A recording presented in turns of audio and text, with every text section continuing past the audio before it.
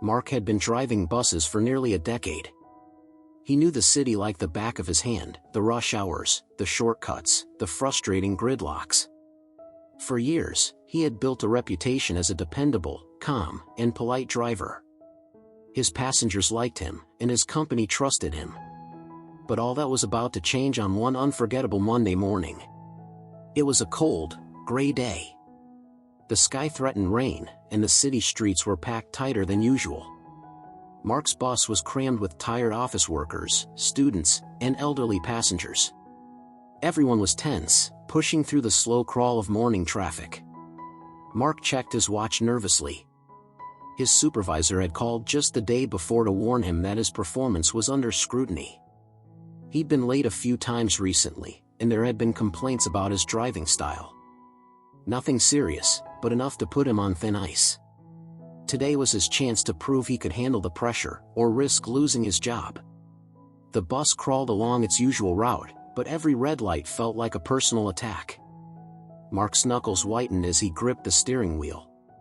Then came the moment that changed everything. Approaching a notoriously tricky intersection, the light turned yellow. Mark knew the timing all too well. If he hesitated, he'd be late. If he pushed through, he risked danger. His heart pounded. He decided to go for it. As the bus surged forward, a cyclist suddenly appeared, weaving recklessly through traffic right in front of the bus. Mark slammed on the brakes, the vehicle screeching as it tried to stop. Passengers jerked forward, some gasping, others crying out in alarm. The cyclist skidded but avoided the bus by mere inches. The bus came to a halt, trembling with the sudden stop. Mark's heart hammered against his ribs. He looked around at the worried faces of the passengers, some shaken, some angry. One woman loudly accused him of reckless driving.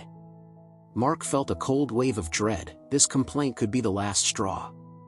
Minutes later, Mark pulled the bus to a stop at a quiet side street, his hands shaking uncontrollably.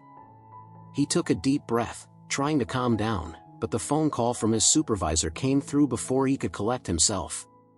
The voice on the other end was firm, unforgiving. "Mark, we've had several complaints. If there's one more incident, your contract will be terminated. You know the rules." The words hit Mark like a punch. Losing this job would mean losing everything: his livelihood, his stability, his pride.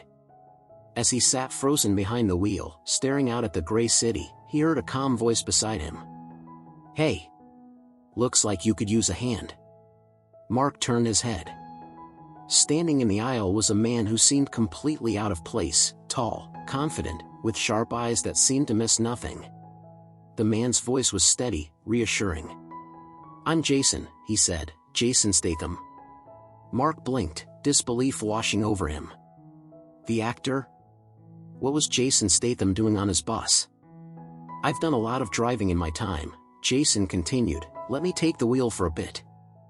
I think I can help." Mark hesitated. Hand over the keys? To a stranger, no less?